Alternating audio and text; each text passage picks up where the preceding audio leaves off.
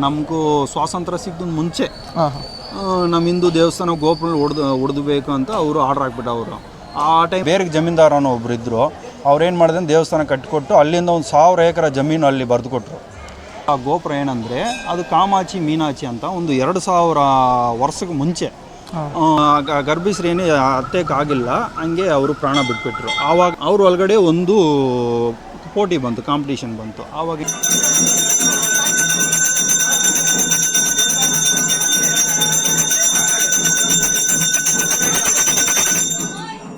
ಎಲ್ರಿಗೂ ನಮಸ್ಕಾರ. ದೇವರ ದರ್ಶನ ಯೂಟ್ಯೂಬ್ ಚಾನಲ್ಗೆ ಸ್ವಾಗತ. ನೀವು ನೋಡ್ತಿರ್ಬೋದು, ಇಲ್ಲಿ ಇವತ್ತು ನಮ್ಮ ಮನೆ ದೇವಸ್ಥಾನಕ್ಕೆ ಬಂದಿದ್ದೀರಿ. ತಿಮ್ಮರಾಯ ಸ್ವಾಮಿ ಇದು ಮೊದಲು ಮಾಲೂರಲ್ಲಿ ಇದ್ದಿದ್ದು. ಇಲ್ಲಿ ಹೇಗೆ ಬಂತು, ಯಾವ ಥರ ಬಂತು ಅಂತ ನಮ್ಮ ಜೊತೆ ಗುರುಜಿಗಳು ಸ್ವಾಮೀಜಿ ಇದ್ದಾರೆ. ಬನ್ನಿ ಅವ್ರನ್ನ ಕೇಳೋಣ. ಸ್ವಾಮಿ, ಹೆಂಗೆ ಇದು ಸ್ಟಾರ್ಟ್ ಆಯಿತು? ಮುಂಚೆ ಬೆಟ್ಟದ ಮೇಲೆ ಇತ್ತು ಅಂತ ಹೇಳ್ತಾರೆ, ಆಮೇಲೆ ಮಾಲೂರಿಂದ ಬಂದ್ರಿ ಅಂತ ಹೇಳಿದ್ರೆ ಇದು ಯಾವ ರೀತಿ? ನಮಸ್ಕಾರ, ನನ್ನ ಹೆಸರು ನರಸಿಂಹಯ್ಯ ಅಂತ. ನಾನು ಇಲ್ಲಿ ಪರಂಬರ ಅರಂಗಾವಲರಲ್ಲಿದೆ, ಇಂಟ್ರೆಸ್ಟಿಗೆ ಇದೆ ದೇವಸ್ಥಾನಕ್ಕೆ.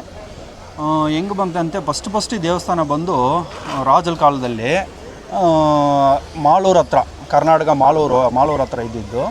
ಅಲ್ಲಿಂದ ಬಂದು ಗುಡಿಸಾದನಪಲ್ಲಿ ಅಂತ ತಮಿಳ್ನಾಡಲ್ಲಿ ಬಾರ್ಡ್ರಲ್ಲಿ, ಕರ್ನಾಟಕನೂ ಮತ್ತು ತಮಿಳ್ನಾಡು ಬಾರ್ಡ್ರ್ ಗುಡಿಸಾದನಪಲ್ಲಿ ಒಂದು ಇದಿದೆ, ಅಲ್ಲಿ ಬಂದು ಸ್ಥಾಪನೆ ಆಯಿತು. ಅಲ್ಲಿ ಬೇರೆ ಜಮೀನ್ದಾರ ಅನ್ನೋ ಒಬ್ರು ಇದ್ದರು. ಅವ್ರೇನು ಮಾಡಿದ್ರೆ ದೇವಸ್ಥಾನ ಕಟ್ಟಿಕೊಟ್ಟು ಅಲ್ಲಿಂದ ಒಂದು 1000 ಎಕರೆ ಜಮೀನು ಅಲ್ಲಿ ಬರೆದು ಕೊಟ್ಟರು. ಅಲ್ಲಿಂದ ಏನಾಗ್ತಾರೆ, ದೇವರು ಅಲ್ಲಿಂದನೂ ನೆಕ್ಸ್ಟ್ ಅಲ್ಲಿಂದ ಬಿಟ್ಬಿಟ್ಟು ಇಲ್ಲಿ ಅಂಗಸಿಗಿರಿ ಶ್ರೀ ತಿಮ್ಮರಾಯ ಸ್ವಾಮಿ ಅಂತ ಬೆಟ್ಟ ಅಂತ ಇಲ್ಲಿ ಬಂದು ಸ್ಥಾಪನೆ ಮಾಡಿದ್ರು. ಫಸ್ಟ್ ಬಂದ ಮೇಲೆ ಇಲ್ಲಿ ಬೆಟ್ಟ ಕಾಣಿಸೋದಿಲ್ವಾ, ಅದ್ರ ಮೇಲ್ಗಡೆದ ಬಂದು ಸ್ಥಾಪನೆ ಆಯಿತು ದೇವಸ್ಥಾನ. ಯಾವ ಕಡೆ ಬೆಟ್ಟ ಸ್ವಾಮಿ? ಇಲ್ಲಿ ಅಲ್ಲಿ ಮೇಲ್ಗಡೆ ಮಿಡಿಲಲ್ಲಿ ಒಂದು ಆ ಕಡೆ ಅಲ್ಲಿ ತೋರಿಸೋ ಒಂದು 2 ಅವರ್ ಬೆಟ್ಟ ಹತ್ತಬೇಕು. ಅಲ್ಲಿ ಏನಂದರೆ ಒಂದು ದೇವಸ್ಥಾನ ಮತ್ತು ಆ ಕಾಲದಲ್ಲಿ ಒಂದು ಪೇಟೆ ಅಂತ, ಅಂಗಸಗಿರಿ ಪೇಟೆ ಅಂತ ಅಲ್ಲಿತ್ತು. ಅಲ್ಲಿ ಬಂದು ಒಂದು ರಾಜ ಕೋಟೆ ಎಲ್ಲ ಇದೆ ನೋಡ್ರಿ, ಅಲ್ಲಿ ಕೋಟೆ ಎಲ್ಲ ಅಲ್ಲಿತ್ತು. ಮತ್ತು ಅಲ್ಲೆಲ್ಲ ಜನಗರು ಮತ್ತು ಪೇಟ ಎಲ್ಲ ಇತ್ತು. ಆವಾಗಲೇ ಏನಾದ್ರೆ ಅಂದರೆ ಒಂದು ಗರ್ಭಶ್ರೀ ಬಂದು ಬೆಟ್ಟ ಹತ್ತ ಮೇಲೆ ಒಂದು 8 ತಿಂಗಳು 9 ತಿಂಗಳು ಗರ್ಭಶ್ರೀ ದೇವನ ದರ್ಶನ ಮಾಡೋಕೆ ಹೋಗೋ ಟೈಮಲ್ಲಿ ಗರ್ಭಿಸ್ರೇನೇ ಹತ್ತಕ್ಕಾಗಿಲ್ಲ, ಹಂಗೆ ಅವರು ಪ್ರಾಣ ಬಿಟ್ಬಿಟ್ರು. ಆವಾಗ ಏನಾಯ್ತಂದರೆ ಅದು ಬೇಡ್ಕೊಂಡ್ರಿ, ಈ ಥರ ನನ್ನಿಂದ ಆಗ್ತಾಯಿಲ್ಲ, ನಮ್ಮಂಥವ್ರು ಬಂದರೆ ಹೆಂಗೆ ಅಂತ ಮೇಲೆ ದೇವ್ರು ಮತ್ತೆ ಅದೆಲ್ಲ ಕೇಳ್ಕೊಂಡು ಕೆಳಗಡೆ ಬಂದು ಇಲ್ಲಿ ಸ್ಥಾಪನೆ ಅನ್ನೋ ಥರ ಅಂತ ಒಂದು ಹಿಸ್ಟ್ರಿ ದೇವಸ್ಥಾನಕ್ಕೆ. ಅದು ನೀವು ನೋಡ್ತಾ ಇರೋದು ಆ ಗೋಪುರ ಏನಂದರೆ ಅದು ಕಾಮಾಚಿ ಮೀನಾಚಿ ಅಂತ ಒಂದು 2000 ವರ್ಷಕ್ಕೆ ಮುಂಚೆ ಅವರು ಅಕ್ಕ ತಂಗಿರು, ಅವ್ರ ಒಳಗಡೆ ಒಂದು ಪೋಟಿ ಬಂತು, ಕಾಂಪಿಟೇಷನ್ ಬಂತು. ಆವಾಗ ಏನಾಯ್ತು ಅಂದರೆ ಒಂದೇ ನೈಟಲ್ಲಿ ಯಾರು ಫಸ್ಟ್ ಗೋಪುರ ಕಟ್ಬೋದು ಅಂತ ಅವ್ರ ಒಳಗಡೆ ಒಂದಿದ್ದು. ಅದರಲ್ಲಿ ಏನಂದ್ರೆ ಕಾಮಾಚಿ ಮೀನಾಚಿ ಅಂತ ಇಬ್ಬರು ಅಕ್ಕ ಏನು ಮಾಡಿದ್ರಂತೆ, ಅವರು ಕಟ್ಟಿದ್ರು, ತಂಗಿ ಕಂಪ್ಲೀಟ್ ಮಾಡಿಬಿಟ್ರಿ ಈ ಕಡೆ ಇರೋ ಗೋಪುರನೇ. ಅಕ್ಕನಿಂದ ಆಗಿಲ್ಲ, ಅದು ಆ ಕಡೆ ಎಂಟಿ ಇದೆ, ಅದು ಆಗಿಲ್ಲ, ಅಕ್ಕ ಕಟ್ಟಿದ್ದು ಆಗಿಲ್ಲ. ಕಾಮಾಚಿ ಕೈಯಲ್ಲಿ ಆಗಿಲ್ಲ, ಮೀನಾಚಿ ಕಟ್ಬಿಟ್ರು. ಆದರೆ ಏನಾದರೂ ಹಂಗೆ ಭಿನ್ನ ಆಗಿಬಿಡ್ತದೆ. ದೇವಸ್ಥಾನ ಏನಿಲ್ಲ, ಅದು ಗೋಪುರ ಕಟ್ಟೋಣ ಅಂತ ಅವ್ರ ಒಳಗಡೆ ಏನು ಒಂದು ಕೋರಿಕೆ ಇಟ್ಕೊಂಡು ದೇವರು ಕಟ್ಟಿದ್ದು. ಅದೇನಂದ್ರೆ ಅರ್ಧಲ್ಲೇ ಒಬ್ಬರು ಕಂಪ್ಲೀಟ್ ಮಾಡಿದ್ರೆ ಇನ್ನೊಬ್ರು ಮಾಡಿಲ್ಲ, ಅರ್ಧಲ್ಲೇ ಇದ್ಬಿಡ್ತು. ಇಲ್ಲೇನಂದರೆ ಇಲ್ಲಿ ಅಂಗಸಗಿರಿ ತಿಮ್ಮರಾಯ ಸ್ವಾಮಿ ದೇವಸ್ಥಾನಕ್ಕೆ ಬಂದರು. 3 ಸ್ಟೇಟಿಂದ ಬರ್ತಾರೆ, ತಮಿಳ್ನಾಡು, ಕರ್ನಾಟಕ, ಆಂಧ್ರ. ಕುಪ್ಪಂ ನಿಯರ್ ಒಂದು 200 ವಿಲೇಜಸ್ಸು ಮತ್ತು ಕುಪ್ಪಮ್ಮು ಅಲ್ಲಿ ಮನೆ ದೇವರು ಇಲ್ಲಿ. ಅದೇ மாதிரி ಈ ಕಡೆ ಕರ್ನಾಟಕದಲ್ಲಿ ಕೋಲಾರು, ಮಾಲೂರು, ಮಾಸ್ತಿ, ಚಿಂತಾಮಣಿ, ಬಂಗಾರಪೇಟೆ, KGF ಈ ಕಡೆಯಿಂದ ಫುಲ್ಲು ಮನೆ ದೇವರು. ಒಂದೊಂದು ಊರಿಗೆ ಹೋದ್ರೇ ಒಂದು 100 ಮನೆ ಇರ್ತದೆ ಮನೆ ದೇವರು ಈ ಕಡೆ ಬರೋದು. ಜಾತ್ರೆ ಟೈಮಲ್ಲಿ ಎಲ್ಲರೂ ಬರ್ತಾರೆ. ಮತ್ತು ಶ್ರಾವಣ ಮಾಸ ಅಂತ ಒಂದು ಶ್ರಾವಣ ತಿಂಗಳಲ್ಲಿ ವಿಶೇಷ ಇಲ್ವಾ ಎಲ್ರಿಗೂ ನಮಗಿದ್ರಿಗೆ, ಆ ಇದರಲ್ಲಿ ಬಂದು ಮನೆ ದೇವ್ರಿಗೆ ಅಭಿಷೇಕ ಮಾಡಿಸ್ಕೊಳೋದು, ಪೂಜೆ ಮಾಡಿಸ್ಕೊಳೋದು ಎಲ್ಲರೂ ಬಂದು ಹೋಗ್ತಾರೆ ಆ ಟೈಮಲ್ಲಿ. ಅದು ಬಿಟ್ಟರೆ ರೆಗ್ಯುಲರ್ ಇವಾಗ ಮುಂಚೆ ಶ್ರಾವಣ ಮಾಸ ಮತ್ತು ಜಾತ್ರೆಗೆ ಬರ್ತಾಯಿದ್ರು. ಇವಾಗ ಯಾವಾಗ ಸಿಗ್ತದೆ ಅವಾಗ ಬರ್ತಾನೆ ಇರ್ತಾರೆ. ಫ್ರೀ ಡೇಸಲ್ಲಿ ಬರ್ತಾರೆ, ಶನಿವಾರ ಡೇಸು ಬರ್ತಾರೆ, ಬಂದು ದೇವನ ದರ್ಶನ ಮಾಡ್ಕೊಂಡು ಹೋಗ್ತಾ ಇದ್ದಾರೆ. ಇಲ್ಲೇನಂದರೆ ಒಂದು ವಾತಾವರಣ, ಇದು ಬೆಟ್ಟ, ಈ ಕ್ಲೈಮೇಟು, ಇದರಿಂದ ಒಂದು ಅದೇನೆಂದರೆ ಒಂದು ದೇವಸ್ಥಾನ ಪ್ಲಸ್ಸು ಇದೇನು ನೇಚರಲ್ಲಿ ಇರೋಂಗೆ ಎಲ್ರಿಗೂ ಬಂದು ಇಷ್ಟಪಡ್ತಾರೆ ಬರೋಕ್ಕೆ, ಇದು ಮಾಡೋಕ್ಕೆ, ಪೂಜೆ ಮಾಡೋಕ್ಕೆ. ಈ ಥರ ದೇವ್ರದ್ದು ಮನೆ ದೇವ್ರು ಜಾಸ್ತಿ ಇದಾದ್ರಂಗೆ ಎಲ್ಲರೂ ಬರ್ತಾರೆ, ಹೋಗ್ತಾರೆ, ಈ ಥರ ಇದೆ. ಸುಮ್ಮನೆ ನೀವು ಆವಾಗ ಹೇಳಿದ್ರಿ ಮಾಲೂರಿಂದ ಇಲ್ಲಿಗೆ ಬಂದು, ಅದು ಹೇಗೆ ಅಂತ ತಿಳಿಸ್ಕೊಡ್ಬೋದಾ?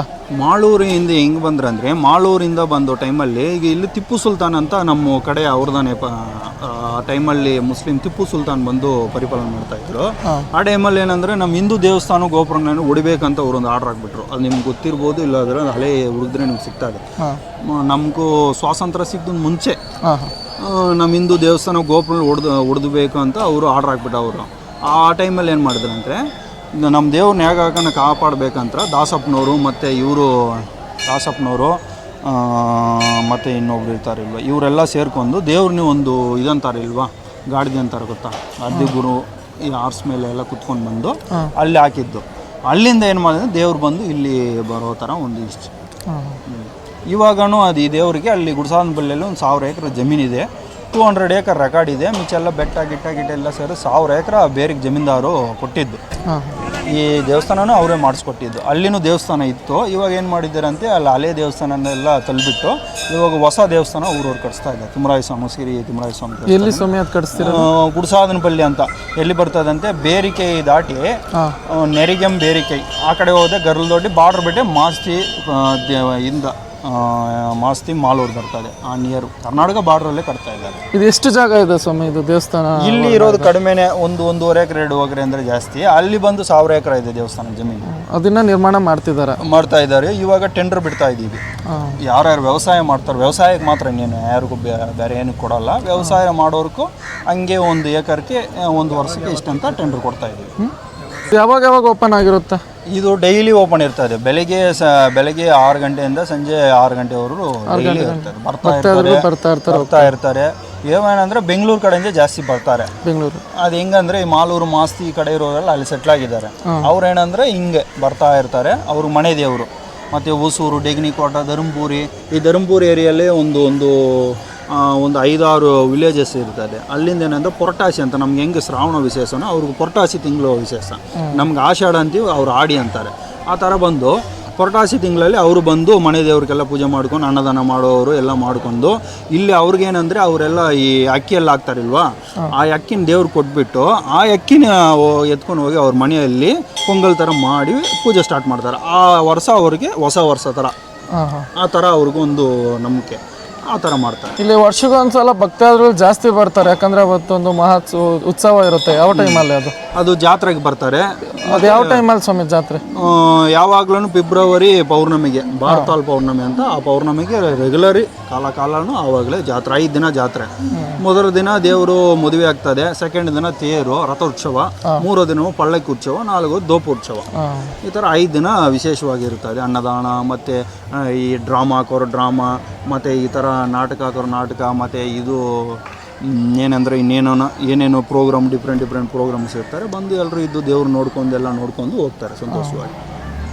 ಇದು ಎಷ್ಟು ವರ್ಷ ಆಯಿತು ಇಲ್ಲಿ ಬಂದು ದೇವರೊಂದು ಸುಮಾರು ಬಂದು ಒಂದು ಆಗಿರ್ಬೋದು 1000 ವರ್ಷಕ್ಕೆ ಮೇಲ್ಗಡೆ. 1000 ವರ್ಷ ಮೇಲ್ಗಡೆ.